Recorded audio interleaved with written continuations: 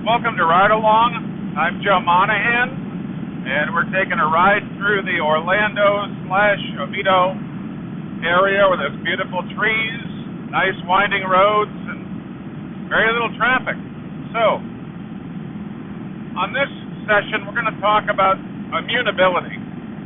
Now, immutability is one of those interesting words where a lot of people use it, a lot of people discuss it, and a lot of people even sell into it, but if you ask them to define it, they'd have a hard time doing so. Now, the easiest way to define immutability would be to say that it is read-only, but you cannot delete it, you cannot write to it, you cannot change it, you cannot remove it, or even move it, even with administrative privileges.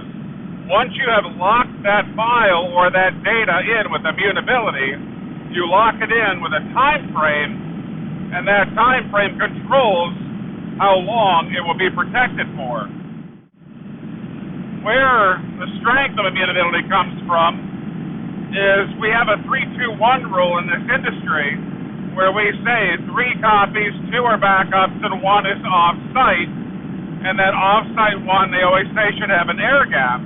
The reason for the air gap is so no one can get to it, delete it, alter it. Well, immutability almost provides us that feature without having to have an air gap. So think about now that philosophy of having things on tape is now available whenever you want it, but it's also protected. So it's live data with almost tape-like protection. This is a very compelling feature for a lot of people. Where you want to be careful when you talk about immutability is it's available as long as the hardware that it's running on or the path to get to it is available. So, although immutability is an incredibly powerful tool, it works when the data is accessible. If I was to shut off that hardware, or I was to do, say, a denial of service attack on the network that holds that data, then I could prevent somebody from getting to it. Now, there was an old adage I learned a long time ago in data protection, which is pretty simple. I don't have to steal your data to have the same amount of data, or the same data. So, if I said to you, I'll bet you $1,000 that I could take a pen drive of your choice, and I could take a pen drive of my choice, and I could put them on 2 ends of a table, and with one trick, I could have all the data on your pen drive match all the data on my pen drive. And you would say, oh, I'll take that bet all day. What if I told you that all I need to do is smash your pen drive, and now both pen drives have the same data, which is nothing. So this is, again, one of those lessons that immutability is a really great solution. Just make sure that it's not the only solution for your secondary backups. You want to make sure that there are no errors.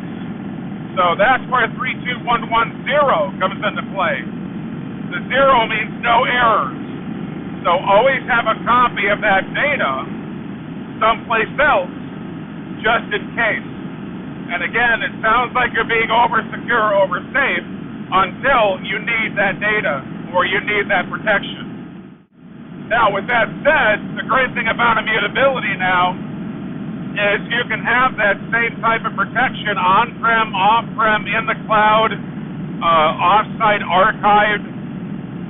It's an incredibly valuable tool to use in all of the different arsenal that you have to protect your data. So once again, when you think about immutability, it is a very valuable tool because, again, read-only, but protected from every other way of trying to destroy, delete, change that data, or even corrupt it, or lock it up. And that's something that when we have a ransomware conversation, a lot of people don't understand why immutability is always part of that conversation. It's because ransomware goes to those files and affects the file or the surrounding files and locks them up with their own malware. Well, if you don't allow them through immutability to lock those files, well, you're going to be protected. Now, does that protect your operating system? That, again, could be a whole other discussion. And I mean a really complicated discussion.